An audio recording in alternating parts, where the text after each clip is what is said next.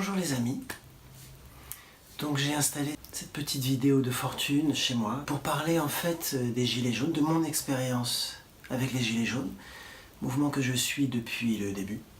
Donc ça a fait 4-5 mois, de ce que ça m'a apporté en tant qu'homme, en tant qu'humain, mais aussi dans ma pratique énergétique. Je suis chorégraphe, compositeur, d'une part, et directeur artistique de la compagnie des Transmutants, et puis énergéticien, choroliste, donc tout ce qui s'occupe de magnétisme, massage, et je reçois en séance individuelle.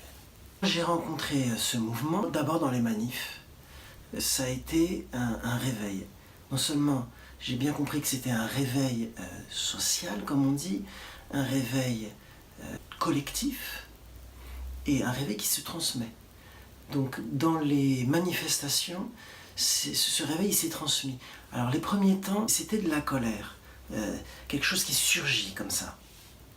C'est comme si on enlevait une chape de plomb, parce qu'on a vécu, on a vécu, et on vit encore, dans un climat, on le sent, tout le monde le sent, d'emprise. Là, c'est quelque chose qui vous prend le corps et qui vous dépasse. Et cette chose, que ce soit sur les ronds-points, que ce soit dans les manifs, ou dans les discussions, dans ce que ça anime, ça a été extraordinaire. C'est ce qu'on appelle, en énergétique, le réveil du dragon. Une fois que cette transmission énergétique passe, corporelle, c'est énormément de rencontres. Donc c'est, pour moi, des milieux que je ne connaissais pas. Je viens d'un milieu bourgeois, élitiste, Henri IV, la Sorbonne, Paris 1, le Conservatoire national. Du coup, ça a permis des rencontres, une communication improbable. Et ensuite, dans un troisième temps, donc il y a le réveil, la rencontre, et le troisième temps, ça a été la solidarité. Je te filme mon appart, on fait des repas ensemble, on fait des pique-niques. Donc j'ai découvert, je suis à Marseille, je suis entre Marseille et Paris, les quartiers nord avec les gens qui y travaillent, un milieu beaucoup d'immigration, hyper sympa, hyper ouvert, une solidarité naturelle. En énergétique, ce réveil, donc cette première énergie, spontanée et directe, c'est ce qu'on appelle la kora. Kora, ça veut dire en grec espace, mouvement, énergie, qu'on ne peut pas calculer. Ben voilà, ça dit tout. C'est un mouvement qui est né sans calcul. Pas de parti politique, pas de syndicat, quelque chose d'un peu magique qui s'est passé entre nous où on s'est retrouvés là. C'est la sensation qu'on a d'un peu magique. Mais on sait qu'en énergétique, il y a le lien entre tout le monde, même les plus opposés, qui existent. Et c'est ce qu'on appelle la kora. Donc une énergie qu'on ne peut pas calculer et qui nous échappe. Voilà, c'est une énergie de groupe, une énergie globale qui nous échappe. C'est ce qu'on appelle, un peu techniquement, le corps réel. Mais je trouve que c'est parlant. C'est-à-dire, on n'est plus dans la médiatisation avec tout ce processus démocratique complexe. S'oppose à ça le corps psychique, ou qu'on appelle en énergétique le processus. Le processus, et ben voilà, un processus ça calcule, un processus ça programme, un processus ça scissionne pour pouvoir analyser puis synthétiser. Eh bien, on a pu voir que le processus représenté là très clairement par le gouvernement, avec toutes ses forces médiatiques, policières, maintenant militaires, sont là pour démanteler le corps réel. C'est-à-dire cette spontanéité, cette énergie primordiale qui jaillit. Elle le démantèle au profit du contrôle et au profit du profit. Ce mouvement spontané est en dehors de ça. Donc le processus, c'est le robot. On peut dire ça comme ça. Et le corps réel, c'est l'humain. Même je dirais l'animal, même on va dire la terre. En énergétique chinoise, on va parler le réveil, c'est ce qu'on appelle le printemps. C'est l'énergie de printemps. Il y a 5 éléments. Le printemps est le premier, évidemment. Donc c'est très bien pensé. C'est le printemps et c'est extraordinaire parce que c'est la couleur jaune. Elle est représentée par la couleur jaune et elle est représentée par le foie. Le foie, c'est-à-dire que quand et psychologiquement, il y a vraiment une doctrine très claire, la colère, quand elle naît, il ne faut pas la contraindre. Lorsque la colère naît, il faut au contraire la laisser jaillir, puisque c'est souvent une colère, là c'est le cas, une colère contre les méfaits. Alors là c'est les méfaits du système, mais dans notre corps, ce sera les méfaits des toxines, ce sera les méfaits de ce qu'on a accumulé pendant 1 an ou plus. Ce n'est pas une simple comparaison. C'est-à-dire que quand le corps se réveille, crie, eh ben c'est pareil. C'est-à-dire là c'est un corps social qui, avec plein de toxines accumulées pendant 50 ans, qui à un moment fait... Voilà. Donc c'est une bonne colère. Et en énergétique, on sait très bien que cette colère-là, on va même la chercher. Parce que c'est la colère juste. C'est la colère qui va exprimer, c'est la colère qui va drainer. Et ensuite, une fois que la colère s'apaise, on regarde qu'est-ce qu'elle dit. C'est très important d'avoir une réflexion pour nous sur la colère et de comprendre collectivement ce qui se passe. Parce que dans les séances, évidemment, quand on reçoit quelqu'un, il est dans un environnement. Hein. Et pour bien le comprendre, il faut comprendre son environnement. En tant qu'énergéticien, on est comme les chamans, c'est-à-dire on est dans le village et hors du village pour comprendre tout ce qui se passe dans le village et dans la relation avec les autres villages. On va dire aujourd'hui le village monde. Ensuite, les rencontres. Qu'est-ce que ça veut dire en énergétique? Les rencontres, c'est l'énergie circulante. Voilà. On a l'énergie circulante, je vous parlais du foie, entre les organes, nous, et puis les énergies circulantes entre nous. Ce mouvement gilet jaune, c'était, comme je vous l'ai décrit, une énergie circulante. Et ça, c'est une ressource extraordinaire. C'est une ressource extraordinaire. C'est la ressource entre les organes, c'est la ressource entre nous. C'est ce qu'on cherche tous. Je veux dire, on n'arrête pas de dire atomisation, anti-individualisme, etc., etc. Et puis on est incapable d'en sortir parce que c'est la chape de plomb. Et puis là, t'as ce jaillissement, t'as cette communication, et tout à coup, l'atomisation, elle n'est plus là. Donc c'est ce qu'on appelle en énergétique l'énergie circulante ou holistique. C'est-à-dire, il y a un tout qui se forme, et à ce moment-là, il y a un ressourcement. Troisièmement, la solidarité, c'est l'extension de toute cette énergie-là en réel. Tu as besoin de monter sur Paris, de descendre sur Marseille, d'aller à Aix-en-Provence. Tu as besoin de... Alors c'est aller très loin chez les Gilets jaunes, parce qu'on a commencé aussi à faire du tri sélectif. Enfin, après, il y a eu énormément de mouvements de solidarité. Cette entraide-là, c'est ce qu'on va appeler en énergétique le politique. Au sens où c'est le politique, c'est l'ouverture à l'autre réelle. Et non pas penser, ou pas seulement penser. Puisque la pensée, évidemment, accompagne, est indispensable, puisqu'elle fait partie du corps. Hein. La pensée, c'est du corps. La solidarité, c'est l'ouverture lorsqu'elle passe en acte. C'est ce que j'ai vécu, c'est ce que je vis tous les jours chez les Gilets jaunes. La réaction du processus, donc du corps psychique, du gouvernement, on va dire, est violente. L'intérêt de ce mouvement, on le voit, il est double. D'une part, il y a ce ressourcement dans le réel, et d'autre part, il y a une clarification du réel.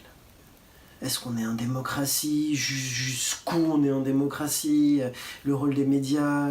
Cette réaction-là, c'est quelque chose que l'on peut vivre dans notre corps quotidiennement, même quand on dort. Quand on a une émotion forte qui arrive, on parlait de colère. La colère étant un sentiment très polémique. Parce qu'il y a une violence qui va avec la violence du printemps. Lorsque cela vient, lorsque vous avez cette émotion qui vient, qui vous envahit, évidemment qu'il y a notre tête. Parce qu'on est éduqué comme ça, qui veut dire « Oh là, stop, qu'est-ce que c'est que cette anarchie? Qu'est-ce que c'est que ce bordel ?» Eh bien, c'est ce qui se passe. Le gouvernement est cette espèce de tête qui dit « C'est quoi ce truc qui apparaît qui fout le bordel dans notre... petit monde bien réglé, même s'il ne l'est pas, mais on se fait croire que c'est bien réglé, quelle est la réaction? Comme pour nos émotions, le déni et la condamnation. Ouh là là, ça n'existe pas, ou c'est n'importe quoi, etc. Je n'essayais même pas de l'écouter, et je le condamne. Donc, force de l'ordre et répression. C'est exactement ce qu'on fait dans notre corps perpétuellement avec les émotions. C'est ce que je vois tous les jours en séance. Et l'intérêt de l'art, c'est d'essayer de faire sortir ça. Hein. Donc, mais d'une séance énergétique, évidemment, c'est que la personne puisse faire sortir ça, l'écouter, se laisser envahir. Oui, c'est difficile, parce qu'on n'est pas habitué. Et puis l'écouter et faire un peu le bilan de tout ça. Donc là, on est devant un gouvernement face à une énergie primordiale, face à la Cora. L'attention, ce qui est tendu, hein, pour bien comprendre ce qui se passe aujourd'hui, ce qui se passe dans notre corps, c'est une lutte à mort. Hein. En séance, on le voit très clairement. vous avez les insomnies, le mal de crâne, les douleurs de dos ou dans le corps. Alors la première chose qu'il faut travailler, c'est le cou. Pourquoi? Parce que dans le cou, il y a justement la transition. La transition entre le cerveau et le corps. Vous êtes sûr qu'en travaillant sur le cou, vous allez obtenir plein d'informations. Bon là, le cou, il est fermé. On peut faire un jeu de mots, le cou de la vie, il est devenu complètement fou. Et il y a une scission. L'énergie primordiale, l'énergie de ce corps réel, au contraire veut l'harmonie. C'est incroyable. Il veut au contraire ce côté holistique, cette harmonie avec les autres, hein, toujours. Tout ça se fait par la collectivité. L'énergie psychique, elle veut la scission. Je suis tout seul dans mon monde et je ne veux pas entendre ce qui se passe. Alors il y a 3 sujets. Il y a 3 sujets qui viennent en permanence. C'est la violence, la sécurité et le n'importe quoi. Je voudrais parler de ces 3 sujets en concret et montrer comment, à partir de ces 3 sujets, qu'est-ce que dit le corps des Gilets jaunes et quel détournement fait le corps psychique. Il y a une critique du coup, une revendication très claire qui concerne l'État, c'est-à-dire cette tête qui gère tous ces corps de manière inconsidérée. Ce qu'on va voir très concrètement, ça va être les services publics. Donc les services publics, c'est nos hôpitaux se dégradent. Oui, moi je reçois énormément de médecins et d'infirmières. Non, ça c'est vrai, ils sont à 57% de burn-out. L'école, voilà, il y a la loi qui est passée, qui va continuer ce fractionnement de territoire et de concentration d'élite. Bien sûr les routes, l'armée avec les retraites de l'armée. Enfin bon, tous les services publics, y compris la police, même si elle nous tape dessus, hein. On a bien compris que la police est prise dans un entre-deux, pas contente parce qu'elle a un service public, elle est démantelée, d'ailleurs on se fout de sa gueule, hein, vous avez vu toutes les affaires en cours, et en même temps elle doit obéissance. Bon. En tout cas, il y a donc ces services publics qui sont défendus, non seulement défendus, mais on voudrait les améliorer. Bien sûr, le problème des taxes. Alors le problème des taxes, voilà, tellement de taxes que les petites et moyennes entreprises ou les auto-entrepreneurs, n'en parlons même pas, sont absolument écrabouillés. La taxe sur les carburants, et puis on ne suit pas la hausse des prix, donc c'est des choses très concrètes. Il y a bien sûr les minima sociaux qui descendent, alors ça donne toujours l'impression de je donne un peu là, on a un gros paquet mais j'enlève dans les minima, mais je redonne un peu là, mais finalement ça baisse. Et je reçois beaucoup de femmes isolées aussi qui me racontent comment les minima sociaux baissent, tout ça avec des lois, des décrets qui sortent de partout. Sur les retraites, alors ça c'est aberrant, hein, le nombre de grand-mères. Maintenant on les voit moins dans les manifs parce que c'est devenu, on tape dessus, mais on les voit dans les assemblées. Enfin, moi je suis tombé des nues, hein. Comment on peut ponctionner les retraites à ce point-là? Ça crée une précarité, une misère absolument incroyable. Et puis, la privatisation, puisqu'on comprend que la privatisation, c'est pas pour la chose commune. Hein. Voilà, la privatisation c'est pour quelques-uns. Donc ça c'est très clair, hein, chez les Gilets jaunes, je le rappelle. En ce qui concerne l'État, voilà, services publics, taxes, y compris les douanes, minima sociaux, retraite, privatisation. J'en ai peut-être oublié, mais ça revient tout le temps. Le monde de l'entreprise. Je fais des spectacles sur ça, mais c'est démentiel, quoi, le nombre de gens en burn-out. Donc on a fini par comprendre que la violence des rapports en entreprise, c'est quelque chose qui ne se dit pas, qui se dit un peu, mais le peu qu'on dit, il faut savoir que c'est 1 pour 1000. C'est 1 pour 1000 de la violence managériale, de la violence des rapports que ça crée, cette espèce d'ultra-concurrence. Les gens qu'on vire comme des cartes à jouer. Enfin, donc voilà, il y a cette atmosphère dans les entreprises de concurrence, fait que même quand vous gagnez pas beaucoup, il y a des gens qui ont été virés comme ça, c'est rigolo. Ils se mettent à regarder les Gilets jaunes et ils nous disent mais en fait les Gilets jaunes pour nous c'était l'opprobre parce que c'est tout ce qu'on veut éviter. Mais au sein de l'entreprise on dramatise ces relations-là, on dramatise la déchéance, donc on se coupe complètement du réel. La dramatisation dans l'entreprise c'est une sorte de peur qui se met constamment dans les rapports. Je vais pas le décrire parce que c'est pas le sujet ici, mais en séance, j'ai fini par comprendre à travers mes les personnes qui viennent me voir, les stratégies de management, les stratégies de open space, les suicides. Alors ceux qui viennent me voir ne sont pas morts, mais ils ont fait des tentatives de suicide pour beaucoup. Et comment ça fonctionne, la pression psychologique. Et du coup, là, je vous parle d'open space et des choses comme ça. Donc on en vient à des choses très concrètes, qui sont les lois du travail.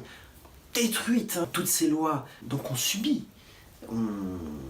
Dans l'entreprise, surtout quand vous n'êtes pas dans les clous, hein, t'es un peu à côté, paf. Voilà. Donc ça c'est très clair chez les Gilets jaunes, de restructurer le monde de l'entreprise sur quelque chose d'humain. Donc ça va loin, hein, ça veut dire d'autres lois du travail, ça veut dire réintroduire du débat, réintroduire de la confrontation, parce que dans l'entreprise vous êtes lobotomisé. Hein, c'est un truc incroyable, hein. C'est plus sur un mode sectaire que sur un mode partageons, on travaille pour une collectivité, pour soi bien sûr, et puis pour un tout. Troisième volet, c'est la démocratie. Alors, la démocratie, on insiste beaucoup sur les médias, et pour cause, ils nous tombent dessus. Alors on a fait nos recherches, on a compris qu'ils étaient complètement cooptés, produits, subventionnés par 9 milliardaires. Quand tu vas dans une manif, il se passe ça, et puis il se passe autre chose. Quand je vous parle de solidarité, on va vous dire qu'on est qu'ils sont des terroristes, etc., etc. Donc là, on n'est plus dans un monde démocratique, c'est-à-dire d'information réelle. D'information réelle.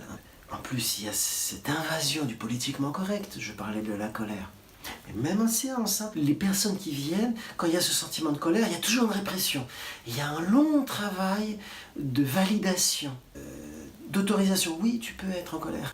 Le politiquement correct qui vient là pour te dire ce que tu dois dire, ce que tu dois faire. Alors là, que j'ai vu aux États-Unis, j'ai vécu 2 fois aux États-Unis, c'est... Bon, d'ailleurs, ça vient de là. Hein.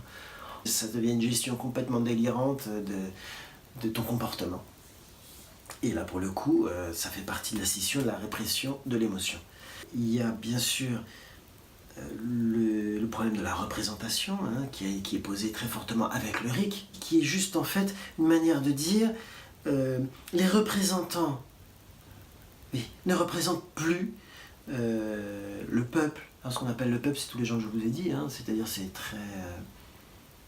très varié, mais c'est beaucoup de gens. Et en effet, ils ne représentent plus. Hein. Ça fait partie de la logique dont je vous parle. Le processus veut se penser seul. Donc ces gens-là, ils sont là, en haut, dans des sortes de nimbes. Ils ne savent même plus qui ils représentent. La scission, là, elle est consommée. Entre la tête et le corps. Et le cou, il est foutu, il est rigide. Ces problèmes-là, pour une démocratie, enfin, c'est un peu la base, quoi. J'ai envie de dire, on appelle ça démocratie dans tout rapport humain. Et puis il y a le problème, alors là, qui se pose de manière très forte pour ce mouvement, qui est le problème de la répression, hein, dont je vous parlais, aussi par rapport à l'émotion. Et là, la répression qui prend les allures, une phraséologie politique de terrorisme, où tout est bon. Alors un coup c'est l'antisémitisme, un coup c'est, je sais pas, l'homophobie, maintenant c'est des terroristes. Bon, enfin bon, et une violence verbale, une violence physique, hein, qu'on connaît, je crois qu'on est à près de 3000 blessés. Bon, je ne veux même pas parler de mon expérience où j'ai vu un mec se prenant une grenade qui est resté coincé dans son gilet. J'ai un peu assisté, il ne bougeait plus. Hein. Je ne sais pas ce qu'il est devenu. Les pompiers n'ont pas pu intervenir parce que les CRS bloquaient.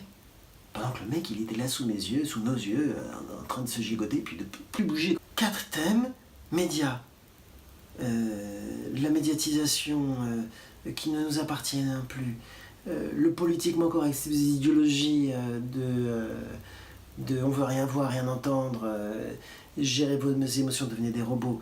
Le problème de la représentativité et la répression, enfin voilà, 4 thèmes énormes. L'État, les entreprises, la démocratie, c'est permanent. Et ça, je le reçois en séance tout le temps, ce que j'appelle le burn-out. Donc il y a des burn-out qu'on accueille en énergétique, en séance individuelle, et un burn-out global cette fois. Hein. Les gilets jaunes, c'est le réveil et la clarification de ce burn-out global. Or, Pour nous, énergéticiens, on ne peut bien comprendre une personne, évidemment, que lorsqu'elle est prise dans son environnement, que ce soit son environnement ici, est-ce que c'est humide, est-ce que c'est pas humide, dans quelle entreprise tu es, ou dans quelle situation sociale es-tu. Et on est obligé, comme les chamans, de comprendre ça. Et là, ça, les Gilets jaunes m'ont apporté cette possibilité de voir clair, et de plus être enfumé dans une idéologie globale où on ne comprend plus rien.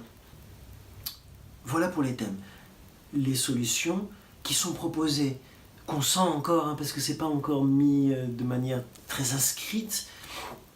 Évidemment, en ce qui concerne l'État, comme je vous l'ai dit, c'est restructurer une souveraineté de manière à empêcher une précarité et faire une collectivité. L'entreprise, c'est faire une entreprise humaine.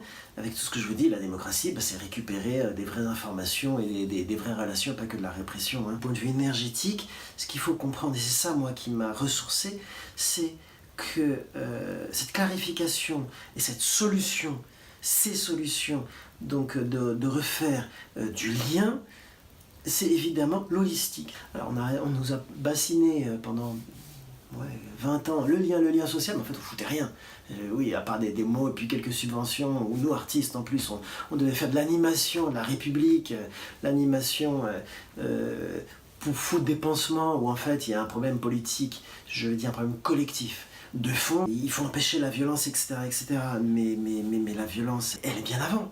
Et c'est ça qu'il faut comprendre. Tout ce que je dis là, sur cet État, ces entreprises, ces démocraties, c'est une violence au quotidien.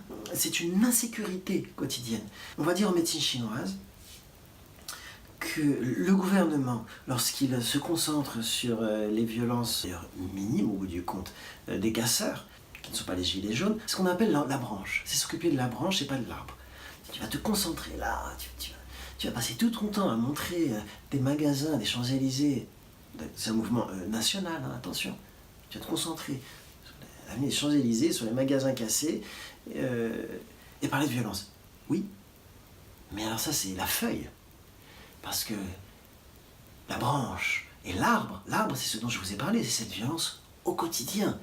Que les gilets jaunes, mais pas que tout le monde ressent. Ça bout dans les chaumières. Puis en plus, ils nous disent ça, mais le corps psychique, il représente encore moins. Donc, ils sont censés représenter le peuple, et ils ne le représentent plus du tout. Donc il y a un aspect comique quand ils viennent parler de populisme. Alors, ils représentent quelque chose, une classe absolument minime, une classe financière notamment, ou de quelques personnes qui croient encore à l'individualisme forcené. Et après, ils vous demandez des comptes, mais est-ce que vous êtes le peuple ?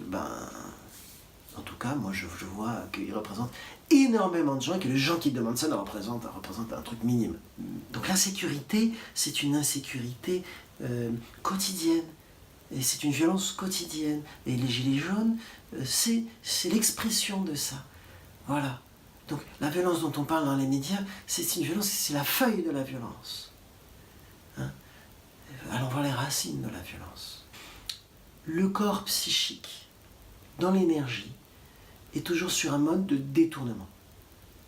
C'est ce dont je parlais pour l'émotion. L'émotion, il va falloir la gérer. Il va falloir la détourner parce qu'on peut de toute manière, on peut pas l'enlever. C'est toujours un détournement d'énergie et d'une manière violente. Ce qui veut dire que la violence, il y a non seulement la violence quotidienne, mais la violence du corps psychique, c'est aussi la violence du détournement et de la répression. La répression, j'en ai suffisamment parlé, mais celle du détournement, on la voit surtout dans les médias. Et donc on détourne l'attention, on va fixer sur des faux problèmes ou des problèmes de surface. Pas faux, mais en tout cas de surface. Et on va essayer de détourner toute l'attention, toute l'énergie, parce que l'attention c'est une énergie. La force de ce mouvement, c'est que l'énergie n'est pas détournée, en tout cas pour le moment. C'est encore frais, relativement, ça n'est pas détourné. Et ça c'est extraordinaire. C'est ce que j'appelle être sur le terrain. C'est ce que j'ai fait, je suis allé les voir, je passe beaucoup de temps, etc. Donc c'est du terrain. On ne peut se rendre compte de l'énergie de détournement que fait le gouvernement, ou que fait notre corps en général, notre tête, que si on va sur le terrain. Et ça c'est essentiel. On sait qu'en tant qu'énergéticien, quelqu'un vient, il vous parle, on écoute, puis on le met sur la table de massage ou sur le sol, ou assis, on pose les mains, et on a un autre discours. Qui va bien au-delà, et parfois même en contradiction avec ce qu'il dit. Sauf que, on ne peut le savoir que lorsqu'on arrive avec notre corps en mettant les mains. Et bien c'est pareil. On veut savoir quelque chose des Gilets jaunes, on va des Gilets jaunes. Pas à une manif, et on fait le plus possible d'aller les rencontrer, d'aller parler. Bref, on va sur le terrain pour rencontrer le réel.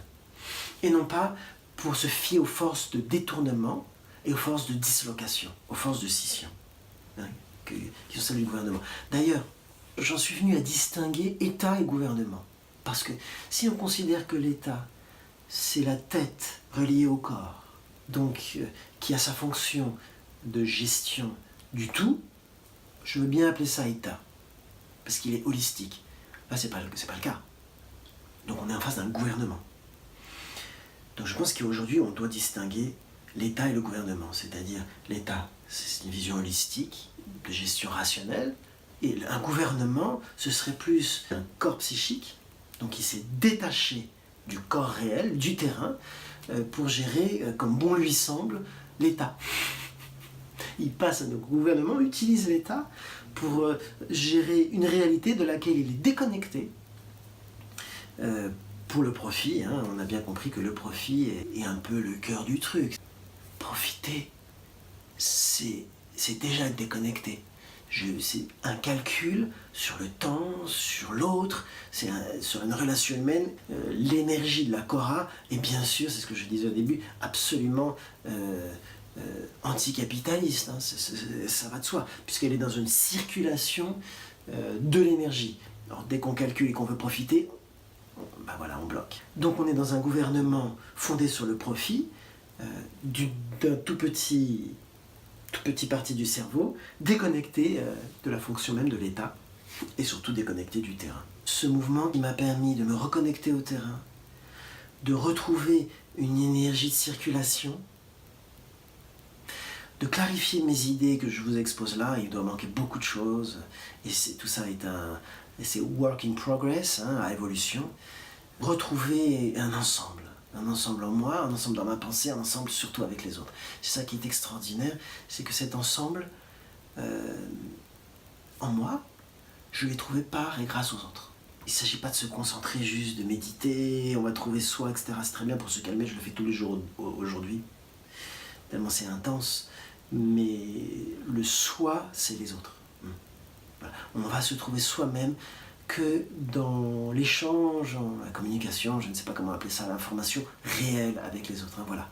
Ce feedback perpétuel. Même dans les visualisations, on va essayer de ne pas trop centrer la personne sur soi, dans un premier temps, voilà, pour retrouver le calme, comme je fais aujourd'hui, et puis très vite l'ouvrir justement à cette circulation qui nous dépasse, qui nous échappe. Parce que la force de ce mouvement aussi, la force de la Cora, c'est qu'elle nous échappe. D'ailleurs, personne n'avait prévu, hein, c'est extraordinaire. Il y a des programmes incroyables, anti-insurrectionnels, vous savez, à la NASA, etc., qu'on décrit avec les données, Internet, etc., etc. Ben, on n'a pas été foutus avec tout cet énorme truc psychologique, comment on dit, informatique, électronique, de prévoir un mouvement pareil. Bon. Pour dire que ça échappe. En énergétique, on travaille avec ce qui échappe. Et ce qui échappe est ce qui nous protège. Ensuite, on me dit, mais nationaliste ou quoi, populiste. Bon, j'y ai un peu répondu. Alors non, alors là, franchement, j'ai vu aucun nationalisme, aucun populisme. Tous les trucs d'homophobes, d'antisémites, j'en ai jamais vu. Et même quand c'est arrivé, je suis allé les voir en disant, bah, faudrait peut-être en parler un peu d'antisémitisme là, parce que c'est grave. Et la réponse a été quoi, mais on s'en fout. J'ai trouvé que c'était le mieux qu'il y avait à dire, c'est-à-dire on s'en fout. Le nationalisme franco-français, on s'en fout. C'est du concret. L'État, l'entreprise, la démocratie, c'est ça. C'est du concret, c'est du terrain. C'est pas des grandes idées. Et alors là vraiment, j'ai trouvé ce mouvement génial. Enfin, je trouve ce mouvement génial. Ça va peut-être pas durer, hein, parce que le nationalisme, ça reste un piège. Hein. Alors, on parle beaucoup des casseurs. Je crois que j'ai pu le dire. Alors, encore une fois, ce que je vois, toutes les manifs qu'on a faites, on va payer notre pain pendant la manif, on prend un petit café. Alors là, les fameux trucs, on va dans le 7e arrondissement de Paris, tout se passe bien, on parle avec les gens. Les casseurs, j'en ai vu un petit peu aux premières manifs. Là, il y en avait, enfin, c'est pas vraiment des casseurs. parce que tu as le moment où ça explose, qui fait des dommages comme ça collatéraux, qui ont été peu d'ailleurs, parce que franchement l'Arc de Triomphe, c'est pour rigoler. En revanche, j'ai vu un effet des groupes, c'est toujours les mêmes d'ailleurs, ils sont habillés en noir, on les repère bien. Alors au début, c'était des minots de banlieue, franchement, qui avaient envie de faire leur cadeau de Noël. Ça n'a pas duré. Et puis il y a eu cette histoire de black box comme ça, où c'était impressionnant, c'est-à-dire ils n'avaient rien à voir avec nous. Et d'ailleurs, on a essayé de les virer et on s'est fait taper dessus. Alors, et là, on s'est dit, mais à quoi sert la police? Alors je veux dire, soit elle est incompétente, parce que franchement, on les voit, hein, ils sont habillés en or, comme la BAC, les infiltrés. C'est un truc incroyable.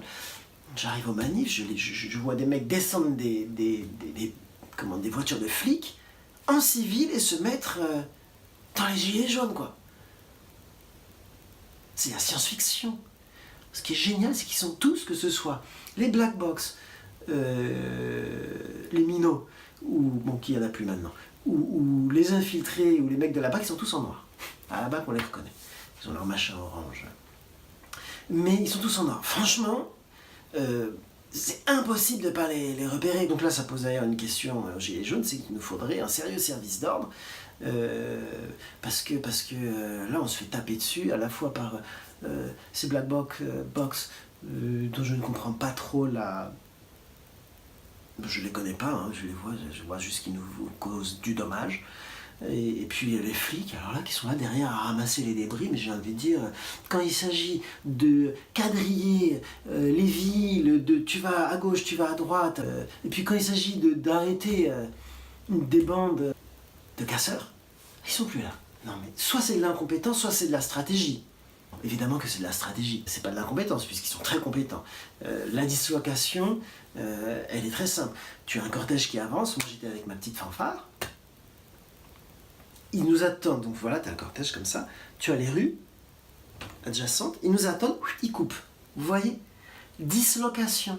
C'est la même chose qui se passe sur le terrain dans une manifestation. C'est toujours une dislocation. Et puis alors, me voilà avec ma fanfare et mes potes, coupés en deux.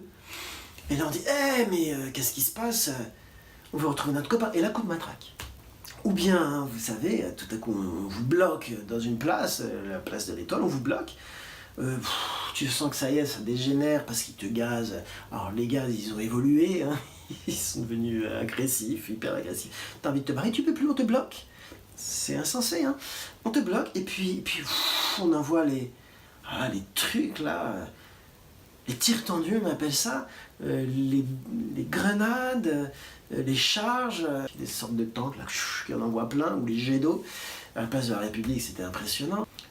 La violence, elle est clairement du côté de la police. C'est-à-dire que quand ils n'interviennent pas, tout se passe bien. Quand ils interviennent, c'est le bordel. Alors ça m'a... Ça fait réfléchir très très très profondément, parce que ça veut dire que lorsqu'il y a l'intention de mettre de l'ordre, en fait, fout le bordel. Je crois que c'est pareil avec nos émotions. Lorsque tu as cette émotion qui vient, tu as ton cerveau qui se met, qui commence à tout tronçonner, disloquer comme dans les manifs, hein, détourner, prendre, condamner, nasser. Et en fait, au lieu d'apporter de l'harmonie et de l'écoute, eh ben, ça apporte que du bordel et de la violence. Voilà. Donc, ça va très loin. La violence est vraiment du côté de la répression, est vraiment du côté de l'ordre, et non pas du côté d'un mouvement qui arrive naturellement et qui est extrêmement pacifique pour le moment. Je pense qu'il y a 3 mutations à faire pour le mouvement, et c'est encore une fois venu de conversations, d'interrogations de gens internes et externes au mouvement.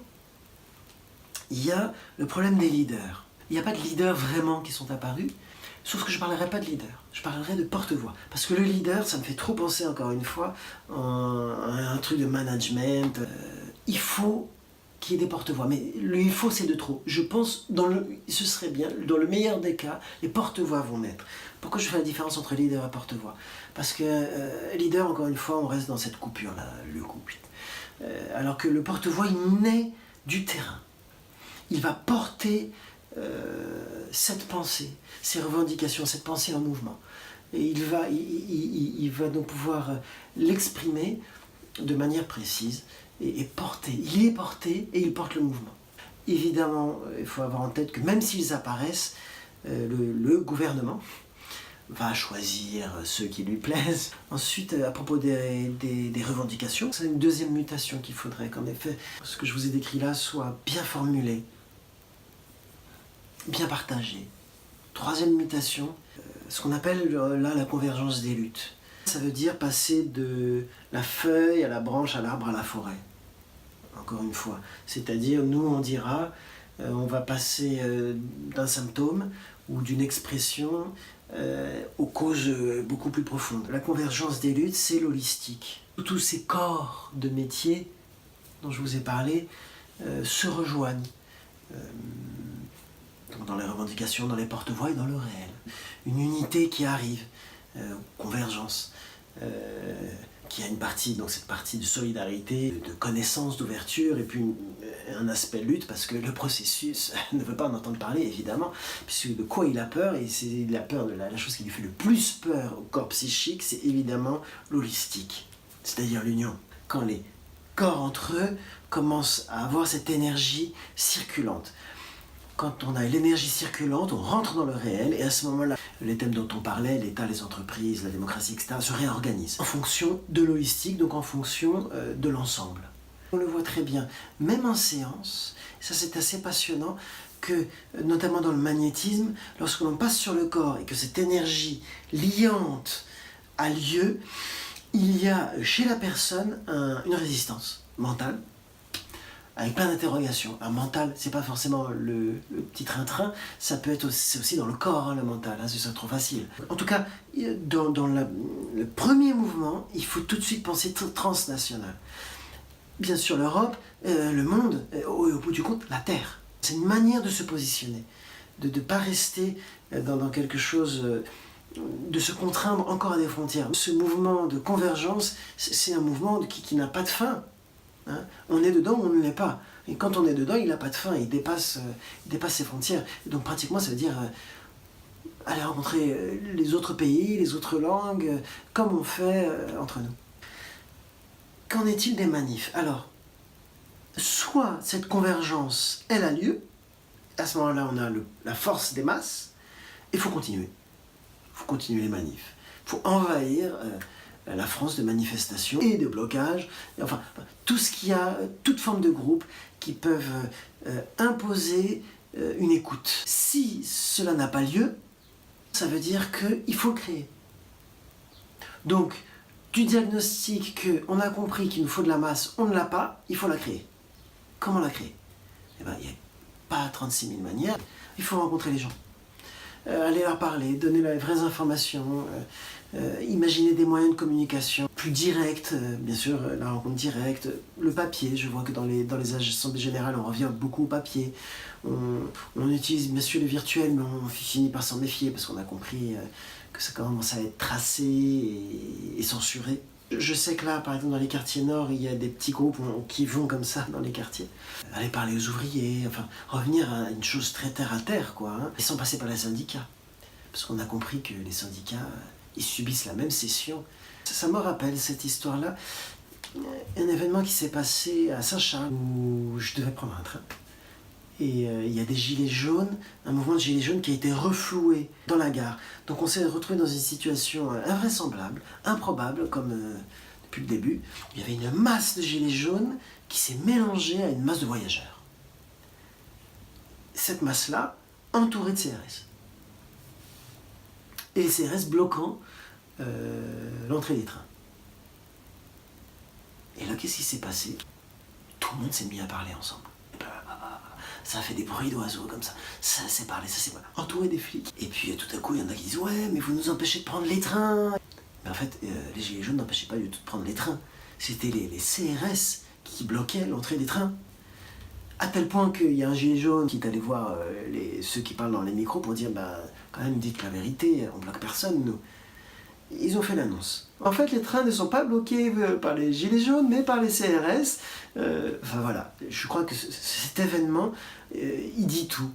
Ça a polémiqué, puis en fait, on a découvert la vraie information. Qui bloquait quoi? Où est la violence? Bah d'ailleurs, les CRS ont dû dégager. Et en fait, les gens, ils ont pris leur train. Voilà, tout simplement. Mais ils ont pris leur train avec quelque chose en plus. Vous imaginez? Dans le métro, si tout le monde se mettait à parler, comme ça, là, paf, on arrive, et puis paf, le métro, bam, on parle tous, blablabla. Dans la gare, pff, tout le monde arrive, et puis on se demande des nouvelles de chacun. Eh ben c'est possible, enfin je l'ai vu à ce moment-là.